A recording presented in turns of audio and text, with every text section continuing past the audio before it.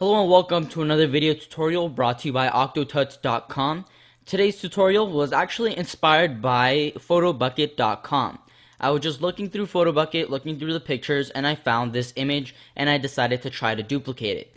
So that's what I'm going to be teaching you guys how to do today. So I'm going to minimize this and open up Adobe Photoshop CS5. I'm using CS5 today, but you guys could use pretty much any version that you want. So let's get started by clicking on File, New. And let's make the width 1280 pixels and the height 720 pixels. And press OK. You should get something like this. The first thing you want to do is make a gradient. So make sure that your foreground color is set to black and your background color is set to white. Select your gradient tool. It might be hidden under your paint bucket tool. Just click and drag out. Select your gradient tool. Let's start from the bottom. Click, hold shift, and go all the way to the top. And let go. And now you should have a gradient that looks like this. Next, click on Filter, Distort, Wave. Now we're going to set the number of generators to about 10 and set the type to square and press OK. Now you should get something like this. Next, double click on your background layer. It's going to unlock it, press OK, and then double click on it again. Now we're going to add another gradient to this background layer.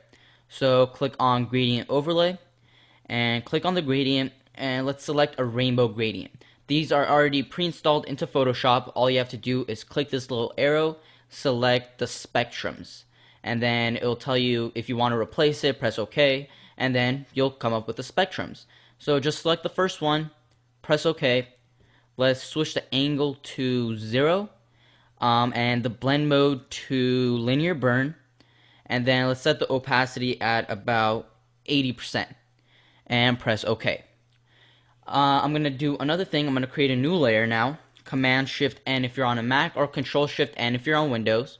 Press OK. And on this new layer, let's make another black to white gradient. So select your gradient tool and do the same thing. Click from the bottom, hold Shift, and drag all the way to the top. And let go. Now we have this black to white gradient. I'm going to change the gradient or the layer mode, the blending mode of the layer to soft light. And you should get something like this. This just makes the bottom of it a little darker and the top a little lighter. So it makes it look more shiny. Now the last thing we need to do is add some little squares. Let me show you really quick. As you can see, there are little squares / rectangles that are in the image. So we're going to do that by making a brush.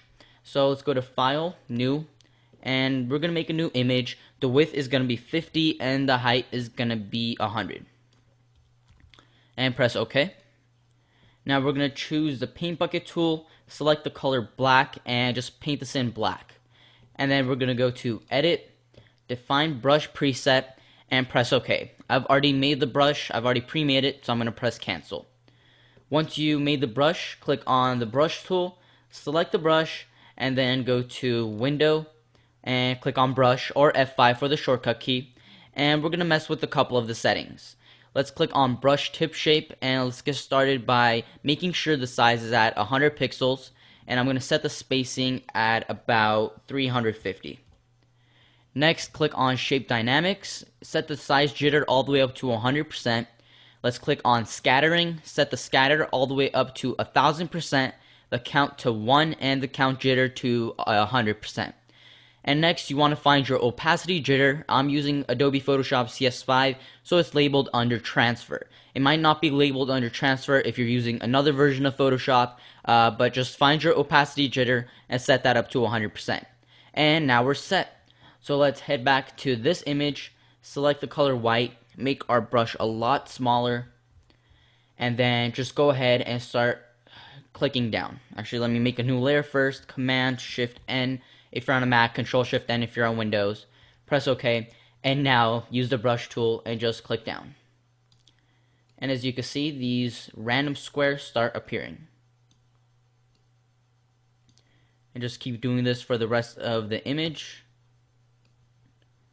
Almost done. Alright, and that looks about good. Once you have something like this, you could either leave them white or change the blending mode to something like overlay, maybe even soft light would do. So there you go. That's it for this video tutorial. This is octotuts.com, and until next time, I will see you guys later.